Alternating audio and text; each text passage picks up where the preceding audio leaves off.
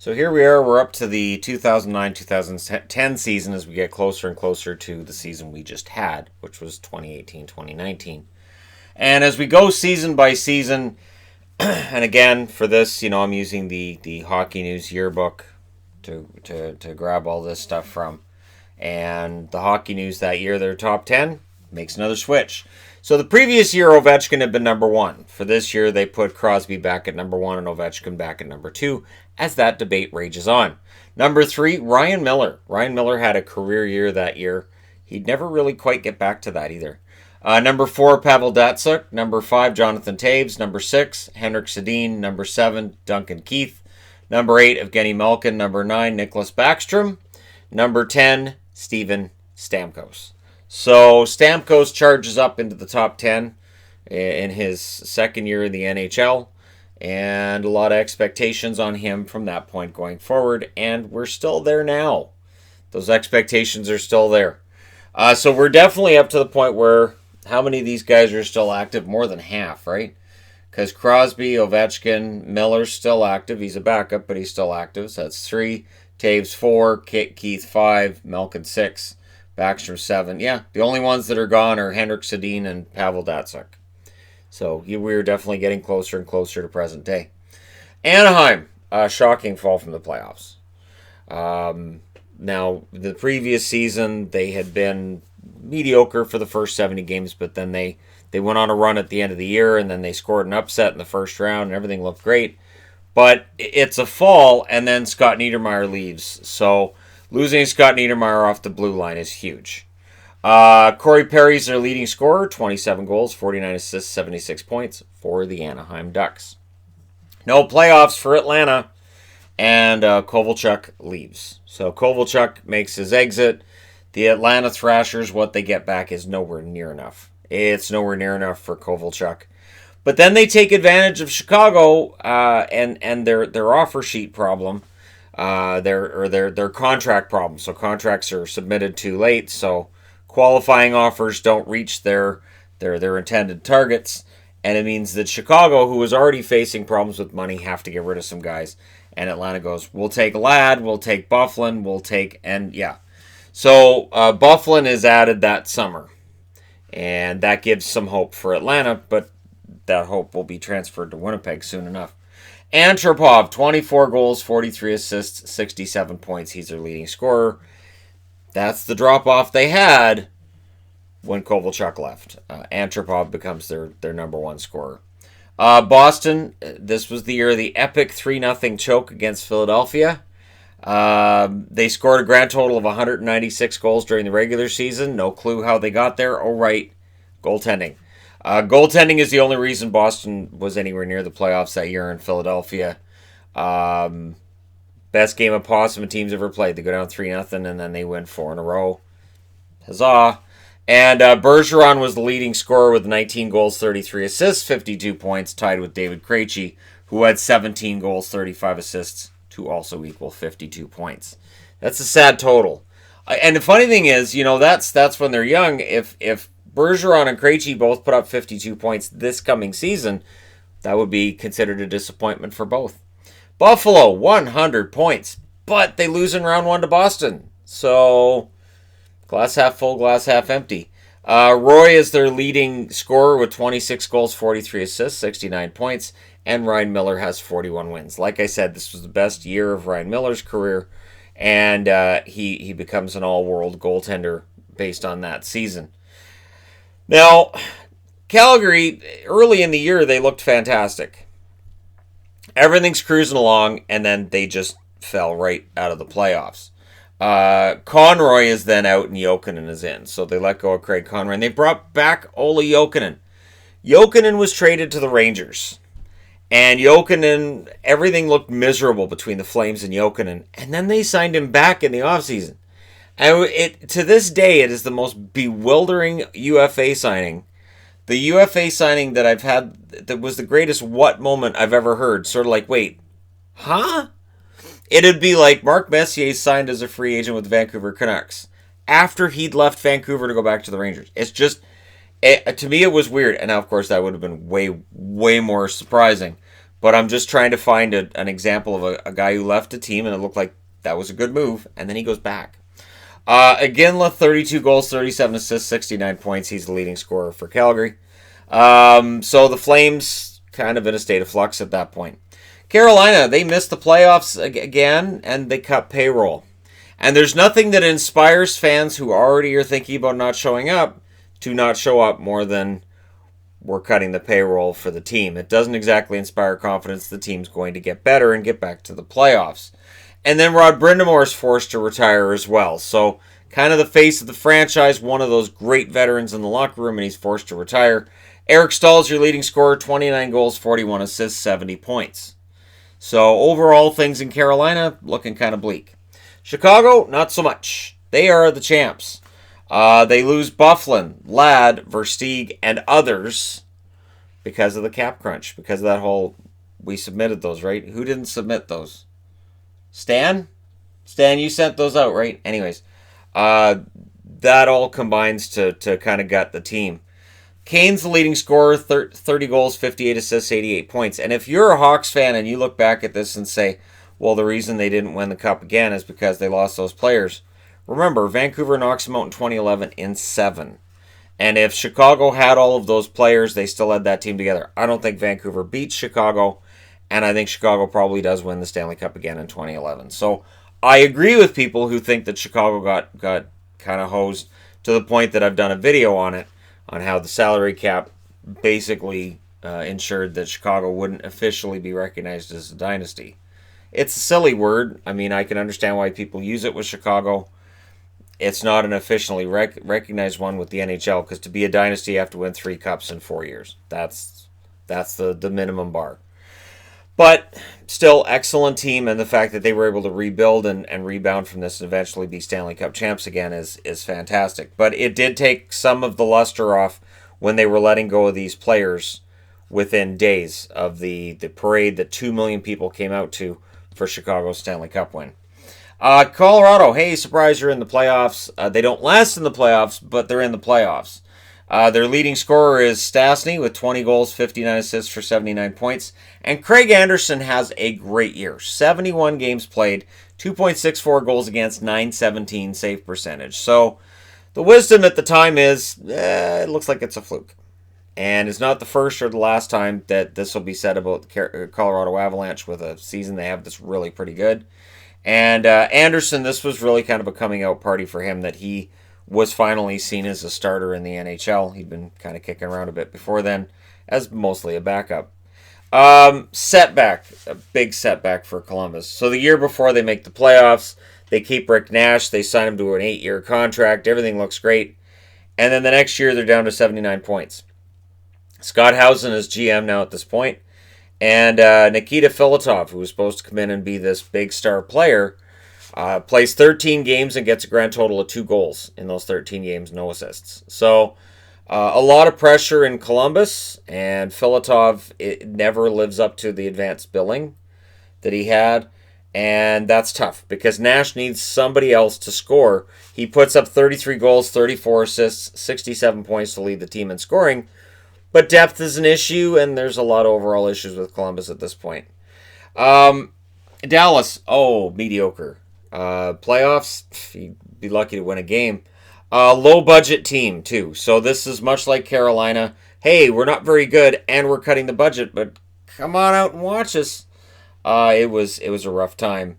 And then Modano signed with Detroit that offseason, and Marty Turco left as well. And it was really symbolic of Dallas kind of losing their identity. Lehtinen becomes the number 1 goalie. And Lehtinen had an up and down run as a starter in Dallas. There are some who thought he was very good. There are others who think that he was middle of the pack. And at times he could be pretty brutal. Richards is your leading scorer. Brad Richards led them with 24 goals, 67 assists, 91 points, which was the highest that he would produce for the rest of his career. So Richards had a very good year, but the team around him wasn't very good. Detroit, they were 16-2-3 after the Olympics, which showed everybody, yes, they can still be dominant. They get in the playoffs, but they're out in round 2. So we're kind of back to where Detroit was before they ever won a Stanley Cup, which is pretty good during the regular season, and then playoffs, you're out. Datsuk, 27 goals, 43 assists, 70 points. Zetterberg, 23 goals, 47 assists for 70 points. They tie for the lead, which makes total sense because both of them are the heart and soul of that offense. And so tying for the points lead makes every ounce of sense to me. Edmonton, hey look, you're rebuilding. And at this point, they basically go, yeah, all right, so we're going to rebuild. We're going to tear it down and start over, at which point Edmonton fans are like, God, we've been doing this for too long.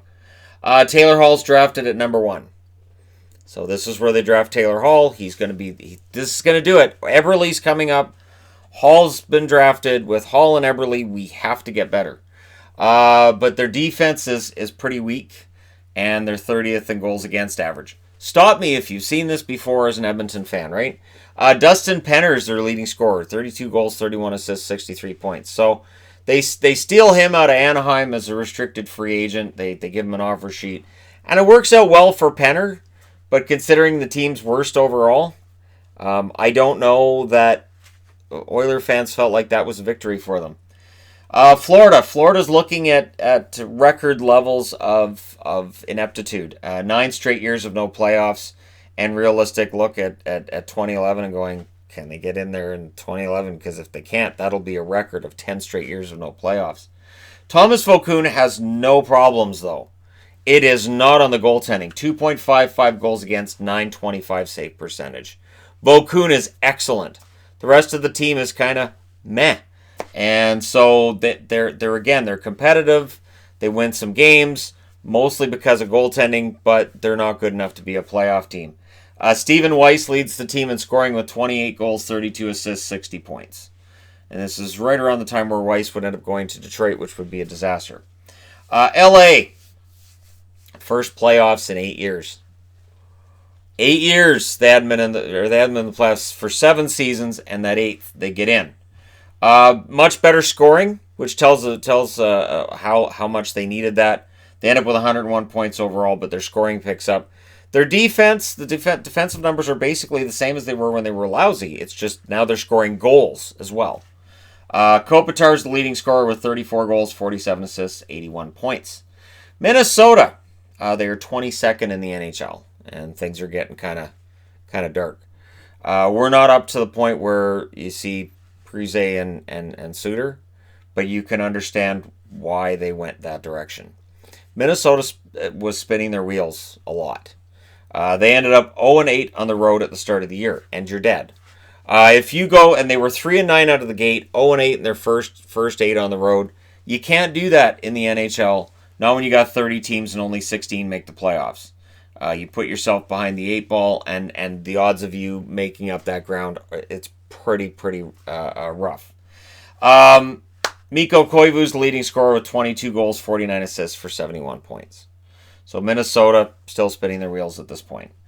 Halak, if you're a Montreal fan, this was the spring of Halak, right? He knocked off Washington and Pittsburgh, and I have to say, I am not a Montreal fan. People know I'm not a Montreal fan. But gosh darn it, it was really, really easy to cheer for Yaroslav Halak that spring. And then that summer, the Habs made the gutsy move. They had to decide between Halak and Price. You can't have 2 number 1 goalies. And they said, Halak, great run. That was a great playoffs. He gets us into the Final Four. But we're out. We're gonna let go of Halak, trade him, and we're gonna keep Price. Hey, in retrospect, it was a great move. But at the time, there were some who thought it was crazy because of the run Halak had just gone on. Plekanec is their leading scorer with 25 goals, 45 assists, 70 points. So, Halak, great, but Carey Price is ready. Nashville, they get 100 points, even though they're 18th in goals per game. So, they're not scoring, but they're winning. Pekka Rinne playing a large role in that, and their defense in front of them being fantastic. Weber and Suter are the best tandem up front in terms of defensemen in the entire National Hockey League. And their leading scorers, kind of low. You look at the Boston Bruins, their leading scorers both had 52 points. There are 2 tied for the lead with 51 points for the Nashville Predators. Hornquist, 30 goals, 21 assists. And Sullivan with 17 goals and 34 assists. So overall, scoring is not an issue with Nashville in that there is no scoring. So there's no issue with their scoring other than they need some. New Jersey, 103 points, but out in round one. So this has become a pattern with them now that they have really good years, but in the playoffs, it just doesn't work out for them. So 2010, it doesn't work out for them, and they bring in John McLean as coach. And first thing John McLean says is, we're going to get rid of trap in hockey. We're going to open things up. John McLean's not going to last very long in New Jersey, but coaches don't. Kovalchuk's their leading scorer, who has a combined between his time in Atlanta and New Jersey 41 goals, 44 assists, 85 points. That's part of the reason why you're getting a coach in there for offense. We got to start playing offense because Kovalchuk's in there, and he'd end up with a contract that ran about 35 years or whatever it was that he signed. And then, of course, he wouldn't end up playing that contract, and he'd retire. And yeah, we'll get there. It's really kind of entertaining. Not as much if you're a New Jersey fan, I would imagine, but just as a hockey fan, it was endlessly fascinating watching what happened with Kovalchuk and the Devils. The Islanders, they're improved. They are definitely an improved team, but no playoffs. DiPietro plays a grand total of 8 games as we track that. So, nice long contract for him, and he's not playing. Tavares, 24 goals, 30 assists, 54 points. That's right. Rookie John Tavares is their leading scorer right out of the gate.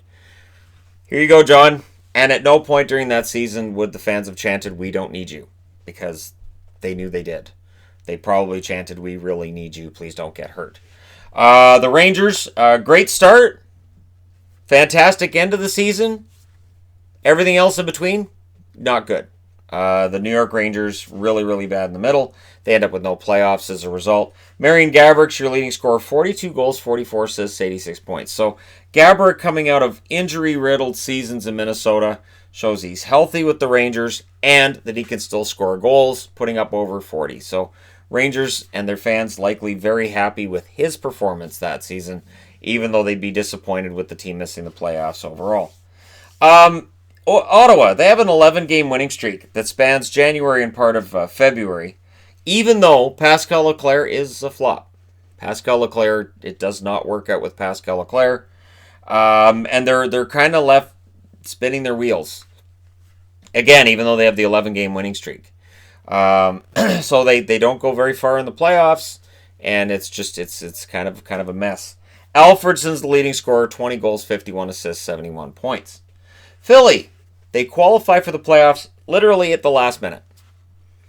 And then they go to the Stanley Cup Finals. Now, part of this, of course, is coming back from 3-0 down against the choking Boston Bruins. And Pronger was fantastic that year. And no-name goalies. This was the year, 2010, that we saw teams kind of hinting, look what Philly did. They did it with Boucher and Leighton. And they rotated goalies, and it didn't matter. It didn't matter who was in net. They still won games. So maybe these high-priced goaltenders are overrated. Maybe we don't need a high-priced goaltender to win in the playoffs. Maybe we just need a goaltender, and as long as you got a good team in front of them, who cares? So, and of course, Chicago, coming back to Chicago for a second, would also be part of that narrative with Antti Niemi as their starter. Niemi played well, but he wasn't seen as the reason Chicago wins the Stanley Cup.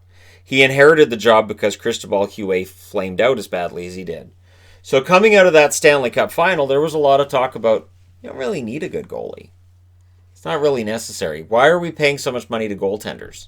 So when you hear people talk about goaltenders and how you should just keep their cap hit low, and if a goaltender wants a bunch of money, just kick him out, bring the next guy in. This is where that conversation kind of really gets started. But in the end, they would end up losing to the Chicago Blackhawks on a goal that was only Kane saw. Richards is the leading scorer during the regular season, 31 goals, 31 assists, 62 points for Mike Richards. Phoenix, they're almost moved, and they make the playoffs. So during a time where, even by Arizona/Phoenix standards, there's a lot of uncertainty, they still manage to make the postseason. They do it, they make the postseason. And Brizgalov wins 42. So this is when Brizgalov is at his peak. He's playing great, and this is why Philadelphia gives him a huge contract. It doesn't come out of nowhere. It's just Brizgalov looks like he is going to be fantastic and for a long time. And so when Phoenix won't give him what he wants, he finds it somewhere else, and that ends up getting bought out. Pittsburgh, shocking loss against the Montreal Canadiens. It meant that they didn't have to go through Washington that time, but Montreal knocks them off. Halak knocks them off, let's be honest. This was not a case of the Montreal Canadiens overwhelming them. It was Halak being a brick wall. Marc-Andre Fleury, and if you track it, was pulled more than any other goaltender in the NHL. So the fact he was pulled that often, we look at Fleury right now, and we see him in Vegas, and we talk about how great he is, and I agree with that sentiment. But it wasn't always that way, and there were certainly parts of his time in Pittsburgh where he wasn't seen as being top 10 in the NHL, top 15 in the NHL. There were times where people would say they're winning despite Fleury. So this was one of those years where Fleury didn't necessarily look fantastic. And every now and then you'd hear that maybe they move on from Fleury and they look somewhere else. Crosby leads in scoring, 51 goals, 58 assists, 109 points. There's never been any doubt about Crosby. I've never seen a trade rumor about Crosby. And if there was one, it wasn't legitimate. 113 points for San Jose, and they go out in the third round against Chicago. So this is seen as a breakthrough, in that now they've had a really good regular season, and in the postseason they had a nice run. That being said, they do lose against Chicago, and then Nabokov exits. So Nabokov leaves, and they bring in Arturo Niittymaki with the idea that maybe he can be at this. Can you guys see how that's a drop? Yeah. So rough time coming up for San Jose. They would only miss the playoffs once in that rough time along the way, but they definitely lost something when Nabokov exited. Although I think he was kind of winding down anyways. Joe Thornton leads the team in scoring, 20 goals, 69 assists for 89 points. So pretty good season for Joe Thornton by his standards. St. Louis, first half, they're brutal. The first half of the season, St. Louis is really bad, and so they don't end up making the playoffs because that first half they're really bad. Second half, they're not as bad. They tried to work out an extended deal with Chris Mason, who'd been their starter. It didn't work out, and then they traded for Halak. And when they traded for Halak, well, Mason's gone now, right? So Chris Mason's out, Halak's in, and their leading scorer is Andy McDonald, who has 24 goals, 33 assists, 57 points. And an underrated player for his time. Tampa, no playoffs. There's no playoffs for Tampa. Yzerman ends up being named GM as they try to turn this thing around. And Smith is definitely struggling as a starter. So Mike Smith was picked up from Dallas. The idea is going to be the starter for Tampa, and it's not really working out. It's just he's not at the level they expected him to be. The team isn't experiencing the success with him in the nets. And Stamkos is a bright, shining light for this team. 51 goals, 44 assists, 95 points to lead them in scoring. Toronto, 74 points. This team went from, maybe we're close to the playoffs, so, if we make a couple of small adjustments to, wow, we're nowhere near the playoffs, we need to figure this out. And there are two things with this. Phaneuf gets named captain. I think he was okay as captain. I get why people didn't like it. I think it was his contract people didn't like too. And they really pumped up what Gustafsson was going to be. There's this Gustafsson kid in Europe. If I had a dime for every time I heard Pierre Maguire say it, where he'd call him a monster, this kid's going to be great, this kid's going to be awesome, Gustafsson's going to be awesome, Gustafsson's perfect. Like, it got kind of ridiculous. So it got to the point where when Gustafsson came in, he was really overhyped. He was a decent enough middle-of-the-road goaltender, probably better suited to being a backup. Had a couple of good years as a backup, including one in Boston that I thought he was fine. I didn't think he was the problem. But yeah, he was really overhyped. The monster. And I always get nervous about a goaltender when he's really, really hyped up by a team or by the media before he's played a game. Because now you're putting this kid under a lot of pressure. And with goaltenders, a lot of it is mental. A lot of it isn't as much reflexes. It can be mental too, right? So Gustafsson suffers. The Leafs are in trouble. Kessel, 30 goals, 25 assists, 55 points. And they go out and get Jean-Sebastien Giguère in the offseason with Brian Burke saying, all right, this'll kind of settle things down, and it's not going to get a whole lot better. Vancouver, the Hawks really owned the Canucks. On the way to the 2010 Stanley Cup, the Hawks, and you know what frustrated me was the Canucks were really close to being up 2-1 on Chicago. And I remember thinking, if they can get up on Chicago, they can beat Chicago. And then there was a comeback by Chicago, and that's where I snapped. And then it was done. Vancouver would end up being down. No, yeah, they would end up being down 3-1. They would win the next game to make it a 3-2 series, and I didn't believe it. I was like, nah, it's fool's gold. Doesn't matter. And then they lost it in 6. But Burrows, on the other hand, he's clicking with the Sedins. He's scoring 30 goals a year. Basically, Burrows' game with the Sedins. Burrows was a decent enough goal scorer, but there were a number of goals where it was basically the Sedins would say, you stand right there and we'll bounce it off of you. And that's kind of what Burrows was good at, and the Canucks had gone through a number of wingers trying to find that chemistry. And with Burrows, they not only had it, but they kept it. Unlike with Anson Carter, where they had it the 1 year and then Carter bolts. In this case, Burrows sticks around. Henrik Sedin, 29 goals, 83 assists, 112 points. So Henrik Sedin at the peak of his career. Capitals, 121 points. Great season. Fantastic season. And they're remembered for being upset by Montreal in round 1. So 121 points, one of the best seasons you can imagine. And Montreal took them out in the first round on a hot goalie.